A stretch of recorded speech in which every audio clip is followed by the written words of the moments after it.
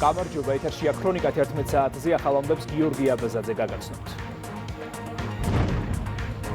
თოვლი თბილისში და შემოერთებულ ქვეყნის სხვადასხვა ტერიტორიაზე, რა ვითარებაა გზებზე. ყალბი აქციზური მარკით გასაღებული სასმელი თბილისის სავაჭრო ობიექტების დახლებზე, ბრალდებული დაკავებულია.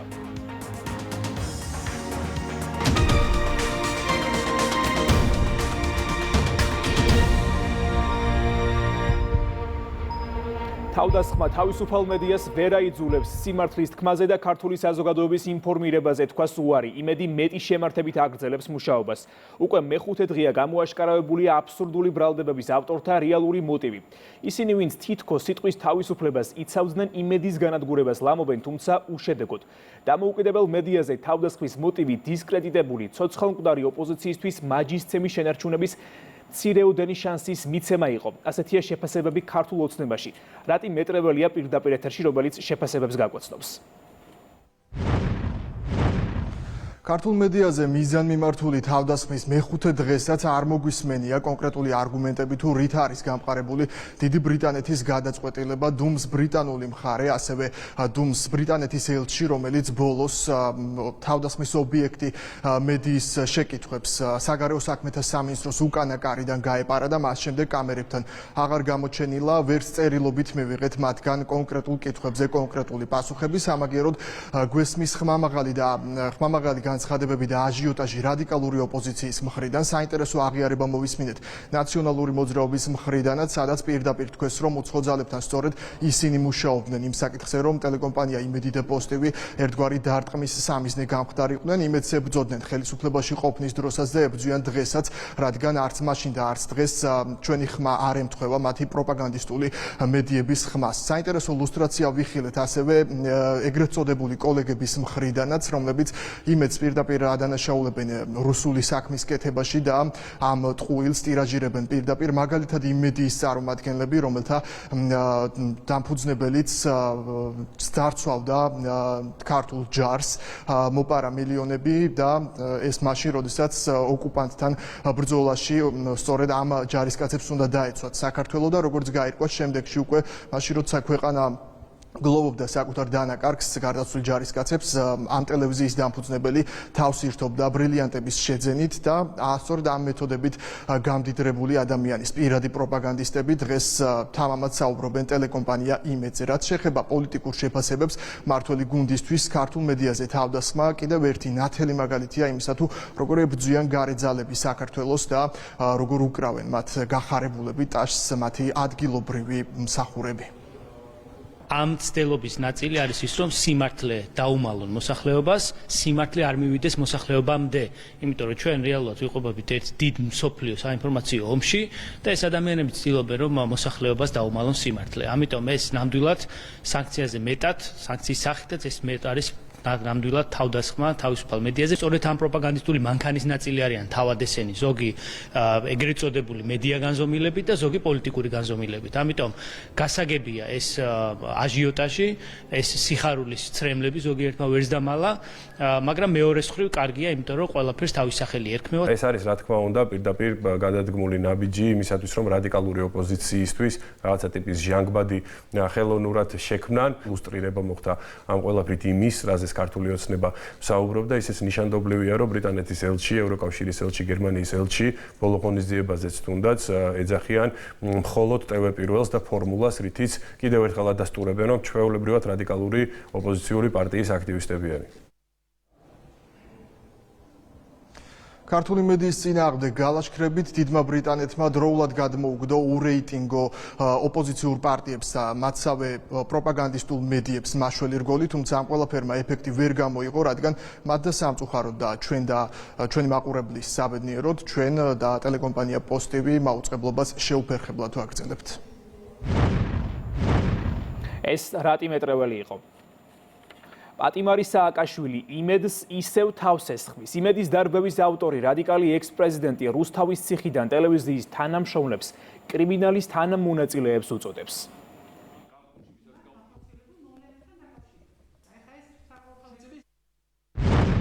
ახლა ვინც კიდევ იმედში რჩება, ჩვეულებრივად კრიმინალის თანამონაწილე ხდება, ამჯერად უკვე ოფიციალურად. თბილისსა და შემოგარენში თოვლი მოვიდა. უხვინ ალექისგან დედაქალაქის ქუჩები და შემოერთებული ტერიტორიები იწმინდება გუშინდელი დღის შემდეგ. რა ვითარება ამ წუთებში გზებზე თამარ ჩიკვატია ქრონიკის ეთერში. ჩვენ ახლა წყნეთი ბეთანის გზაზე ვიმყოფებით, სადაც აქ ისევე როგორც თბილისის სხვა შემოერთებულ ტერიტორიების საავტომობილო გზებზე მთელი ღამის განმავლობაში ინტენსიურად იწმინდებოდა გზები თოვლის საფარისგან და დაიყარა ტექნიკური მარილი. სამუშაოები აქ გრძელდება ამ დროისთვისაც. ყველა შესაბამისი სამსახური და სპეცტექნიკა არის აქ მობილიზებული. გარდა თოვლის გაწმენდითი სამუშაოებისა, თბილისსა და მის შემოერთებულ ტერიტორიებზე აქტიურად მიმდინარეობს დაზიანებული გარე განათების ქსელების აღდგენა და ასევე თოვლისგან მოტეხილი ხეებისა და ტოტების დამუშავება გატანა. თბილისის დედაქალაქის მუნიციპალური სამსახურების საგანგებო რეჟიმში. მას შემდეგ გადავიდნენ, რაც 26 თებერვლის საღამოს ინტენსიური თოვა დაიწყო თბილისსა და მის შემოერთებულ ტერიტორიებზე. უშაბათ საღამოს დაიწყო ინტენსიური თოვა, როგორც შემოერთებულ ტერიტორიებზე, ასევე დედაქალაქის მასშტაბით, თბილისის ზღვაზე, მახათას მთაზე და ასე შემდეგ. ჩვენ მაშინვე გადავედით 24 საათიან რეჟიმზე, გამოვიყვანეთ მძიმე ტექნიკა და ცოცხალი ძალა, ყველა მიმართულებით გავშალეთ ფრონტი, დავამუშავეთ გზად ტექნიკური მარილით. ამ ეტაპზე ტრანსპორტი გადაადგილდება ყველგან აბსოლუტურად, როგორც შემოერთებულ ტერიტორიებზე, ასევე ცენტრალურ გამზირებზე და ქუჩებზე მუნიციპალური ტრანსპორტი უპრობლემოდ, მაგრამ თოვა ისევ გრძელდება და ჩვენი თანამშრომლები ისევ აგრძელებენ მუშაობას. ეხლაც ყველა მიმართულებით, რომელიც ცენტრალური გზა არის გახსნილია, მაგრამ დამაკავშირებელი შიდა ქუჩები და საუბნო ქუჩებზე ისევ არის თოვლის საფარი, შესაბამისად იქაც მუშაობს ჩვენი ტექნიკა, რომ შიგითაც გადაადგილება იყოს შიდა ქუჩებზეც უსაფრთხო და კომფორტული. ამინდის პროგნოზის მიხედვით თბილისის შემოერთებულ ტერიტორიებზე ინტენსიური თოვა ხვალამდე გაგრძელდება. მერიის სამსახურის წარმომადგენლები მოქალაქეებს მოუწოდებენ, რომ უხვინ ალექის დროს მხოლოდ ზამთრის საბურავიანი ავტომობილებით გადაადგილდნენ. თამარ ჩიკვატია საუბრობდა არსებული ვითარების შესახებ. ინტენსიური თოვის გამო ვაზიანი გომბორი თელავის საავტომობილო გზა გაურკვეველი დროით დაიკეტა. ყველა სახის ავტომობილისთვის გადაადგილება რამდენიმე საათის წინ აიკრძალა. თოვის პარალელურად გომბორის უღელტეხილი ინტენსიურად იწმინდება, იყრება ტექნიკური მარილი. ძლიერი თოვა გახდა მიზეზი, რის გამოც თელავში მუნიციპალურმა ტრანსპორტმა მუშაობამ გზაურთა უსაფრთხოების გადაადგილების მიზეზით დროებით შეაჩერა. ვერონა თელავის მონაკვეთზე შეფერხებულია მოძრაობა ყველა სახის სატრანსპორტო საშუალებისთვის, მიმდინარეობს გზის გაწმენდა, სადაც ჩართულია როგორც საგზაო დეპარტამენტის კონტრაქტორი კომპანია, ასევე სამაშველო სამსახური. შესაბამისად, მუნიციპალიტეტებში იწმინდება შიდა გზები, მუნიციპალური ტრანსპორტის მოძრაობა შეზღუდულია მგზავრთა უსაფრთხოებიდან გამომდინარე, ელექტროენერგიის შეზღუდვები გვაქვს მუნიციპალიტეტის მიხედვით და მიმდინარეობს აღდგენითი სამუშაოები კომპანია ენერგოპროს მიერ. გუდაური კობის მონაკვეთზე ზვავ საშიშროების საფრთხის დონე მაღალი არის, გამოს დროებით აკრძალულია ყველა სახის საგზაო მოძრაობა. გზა გაწმენდილია გუდაურამდე და მსუბუქი ავტოტრანსპორტისათვის მოძრაობა აღდგენილია. ზვავ საშიშროების ძლიერი თოვის, სუდი ხელვადობისა და ქარბუქის გამო ყველა სახის ავტოტრანსპორტის მოძრაობა დროებით შეზღუდულია ვერონა თელავის მონაკვეთზე, ნიჩბისი დიდგური, დიდი თონეთის საავტომობილო გზაზე, ფარავნის უღელტეხილზე, ბათუმი ახალციხის გზის კურორტი გოდერძი უწყისუბნის მონაკვეთზე, კალაუშკულისა და მელე ლასდილის მონაკვეთებზე. მისაბმელიანი და ნახევრად მისაბმელიანი ავტოტრანსპორტის მოძრაობა შეზღუდულია გომის საჩხერის მონაკვეთზე, კოდა ფარცხისი, მანგლისი, წალკა ნინოწმინდის საავტომობილო გზის გარკვეულ მონაკვეთებზე.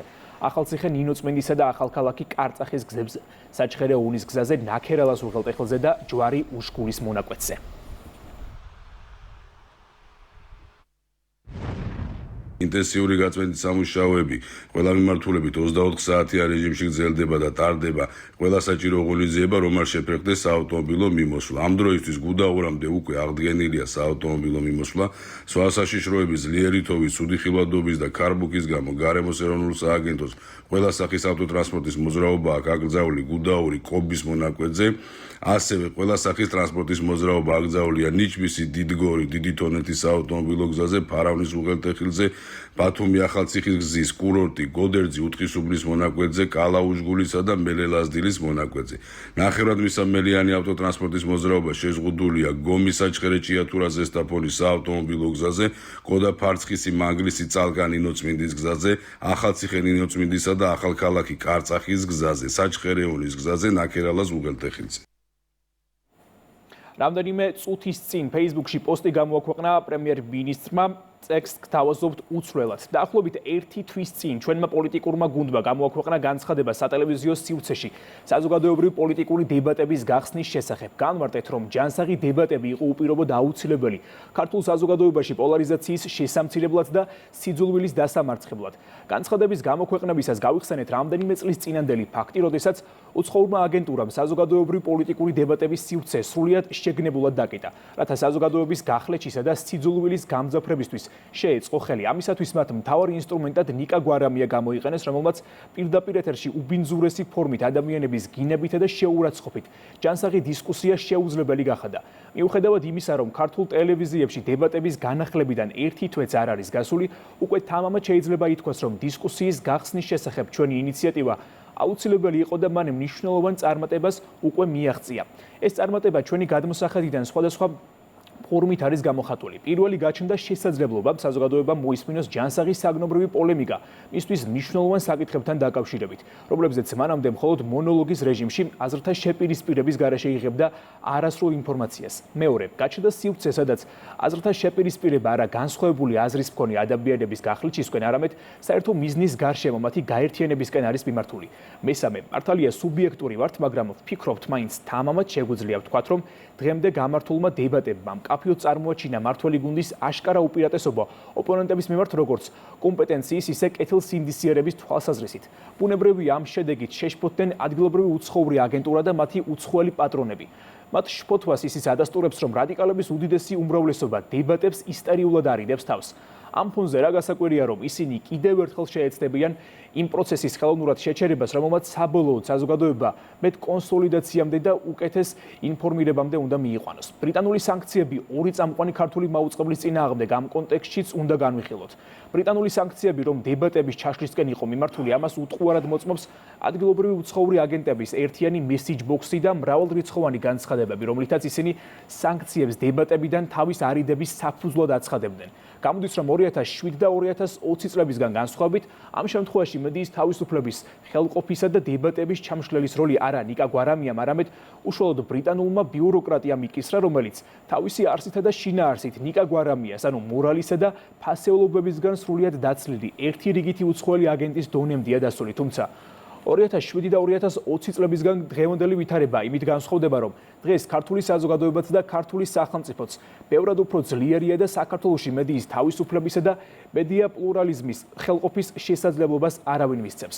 შესაბამისად, საზოგადოებას მომავალშიც ექნება სრული შესაძლებლობა მოისმინოს განსხვავებული მოსაზრებები სხვადასხვა საკითხის შესახებ და მიიღოს ინფორმირებული გადაწყვეტილებები საკუთარი ქვეყნის ბედთან დაკავშირებით, წერს ირაკლი კობახიძე.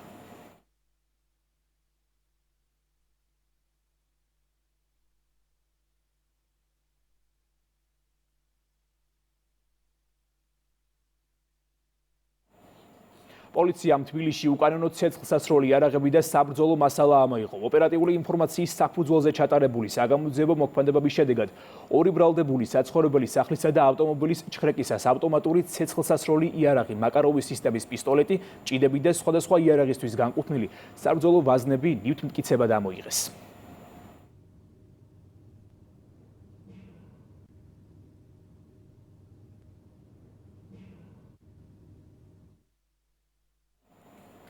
დააკავეს მოქალაქე, რომელიც თბილისში ნაქირავებ ბინაში ამზადებდა სხვადასხვა ბრენდული დასახელების არყებსა და ყალბ აქციზურ მარკებს, რითაც პროდუქციას ეტიკეტირებას უკეთებდა. ფალსიფიცირებული ალკოჰოლური სასმელები იყიდებოდა გლდანისა და დიდუბე-ჩუღურეთის რაიონებში არსებულ სავაჭრო ობიექტებსა და კვების დაწესებულებებში. ჩხრეკის შედეგად ნაქირავები ბინიდან, მის მიმდებარედ გაჩერებული ავტომობილიდან და სავაჭრო ობიექტებიდან ამოღებულია სხვადასხვა ბრენდული დასახელების ალკოჰოლური სასმელები, ცარიელი ბოთლები, ჩამოსხმისთვის საჭირო მასალები და ყალბი აქციზური მარკები. დაკავებულს 5-დან 7 წლამდე პატიმრობა ემუქრება.